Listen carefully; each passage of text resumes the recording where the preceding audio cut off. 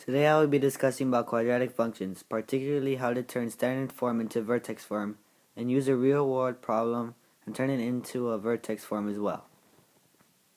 First, let's discuss how to turn standard form into vertex form. Here's an example. Turn n squared minus 4n minus 21 into vertex form. There are 3 steps in doing so. Step 1. Complete the square.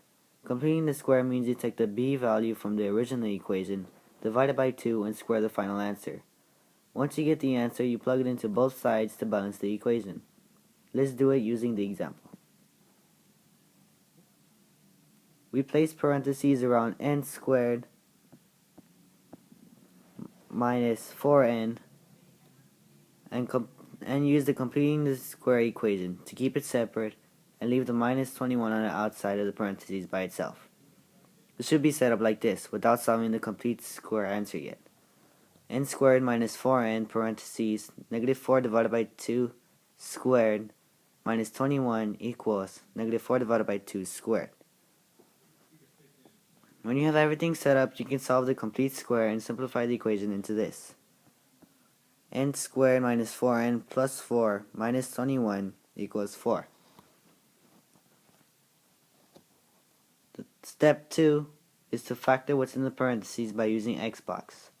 Xbox is a drawing and placing the b value on the bottom and the c value on top. There are 2 numbers that multiply to get the number on top and add to get the number on bottom. This only works when x squared has a coefficient of 1. In this case, what 2 numbers multiply to get a positive 4 and add to get a negative 4? The answer is negative 2 for both numbers. Instead of writing n minus 2 twice, we can simply write n minus squared and rewrite the equation. The new equation is now n minus 2 squared minus 21 equals 4. Step 3 is to make the left side of the equation equal 0. For this step, we just move everything on the right side of the equal sign to the left. In our case, we move the positive 4 to the right by just subtracting 4 from each side. Our final equation will be n minus 2 squared minus 25 equals 0. Now for a real-world problem. For this example, we will have to make an equation for our own in vertex form. Here is the problem. Walter was tossing a ball and noticed there was a path of a downward parabola. The ball reached 11 feet high and landed 12 feet away from his position. Writing the equation describing the path of the parabola. There are 3 steps in writing the equation. Step 1. Identify the vertex. We know that the vertex is the centermost highest or lowest point in the parabola. In our problem,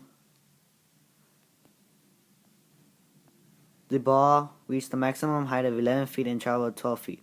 Since 11 feet is the max height traveled, we plug that in as our y. And since the vertex is the centermost point, then we divide 12 by 2 and get 6 feet. So the vertex for Walter's parabola is 611. In vertex form, however, the xy coordinates are replaced by the letters h and k in the vertex equation. Step 2. Plug the vertex into the equation. Remember, vertex is h and k in vertex form. The equation should look like y equals negative a parentheses x minus 6 squared plus 11. Step 3 is to solve for a. Now that we have plugged the vertex point in, we are not done. We have to find the value a to complete the equation. Remember, the a value tells us how wide the parabola is. To do this, we plug in the starting point at which Walter threw the ball, 0, 0, for the x and y values. When you plug in the values, the equation should read 0 equals negative a, parentheses 0 minus 6 squared plus 11. After we solve to get a by itself.